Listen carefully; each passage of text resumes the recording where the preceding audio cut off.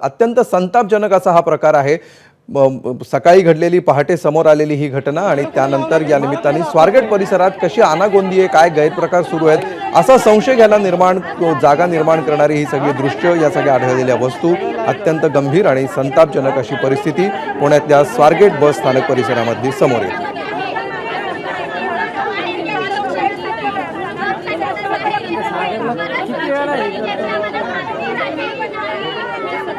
तर स्वारगेट परिसरातली ही 3 दृश्य आज सकाळपासून नेमकं काय काय घडलं याचा आढावा घेणारी ही 3 दृश्य आहेत। स्वारगेट परिसरामध्ये आज पहाटे एका तरुणीवर बसमध्ये बंद असलेल्या उभ्या असलेल्या बसमध्ये बलात्कार करण्यात आला आणि त्यानंतर ठाकरेंच्या शिवसेनेकडून आंदोलन करण्यात येत आहे। वसंत मोरेंकडून सुरक्षा कक्षाची तोडफोड करण्यात आली।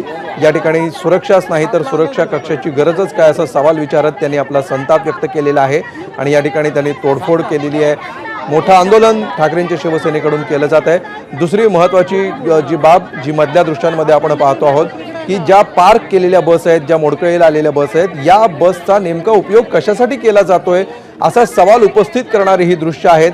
कारण या दृश्यांमध्ये आपण पाहतो आहोत की पार्क केलेल्या बसमध्ये कंडोम सापडलेले आहेत, अंतर्वस्त्र सापडलेली आहेत, साड्या सापडलेल्या आहेत, अनेक फेकून दिलेल्या वस्तू, मोडकळीला आलेल्या वस्तू, काही ठिकाणी साड्यासुद्धा आढळून आलेल्या आहेत आणि त्यामुळे या बसमध्ये या सगळ्या व्यक्तींना प्रवेश मिळतो कसा, इथे नेमके काय प्रकार सुरू आहेत आणि कोणाच्या संगनमताने कोण कोण या सगळ्यामध्ये सहभागी आहे असे अनेक सवाल या निमित्ताने उपस्थित झालेले आहेत। तर ठाकरेंच्या शिवसेनेचं आंदोलन आपण बघतो आहोत। मोठ्या प्रमाणात ठाकरेंच्या शिवसेनेच्या महिला आंदोलनासाठी स्वारगेट परिसरामध्ये दाखल झालेल्या आहेत।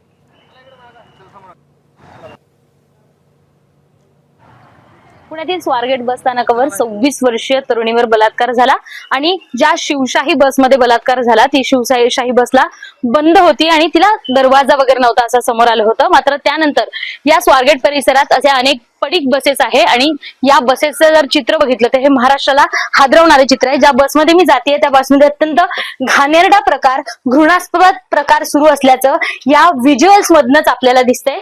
सकाळी ही घटना समोर आली, त्यानंतर अख्खा महाराष्ट्र हादरला।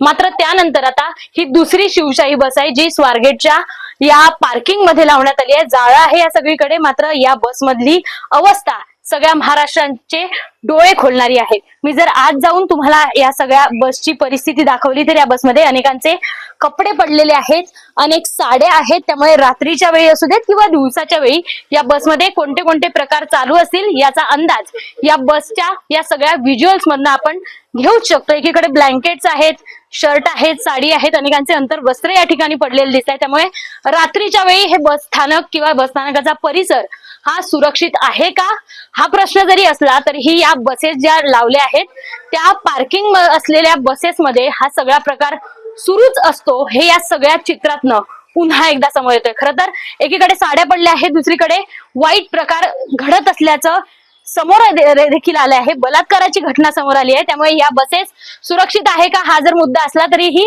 या स्वारगेट बस स्थानकावरचा आजूबाजूचा परिसर देखील महिलांसाठी सुरक्षित आहे की नाही हा देखील प्रश्न या सगळ्या चित्रावरून आपल्याला दिसून येतोय।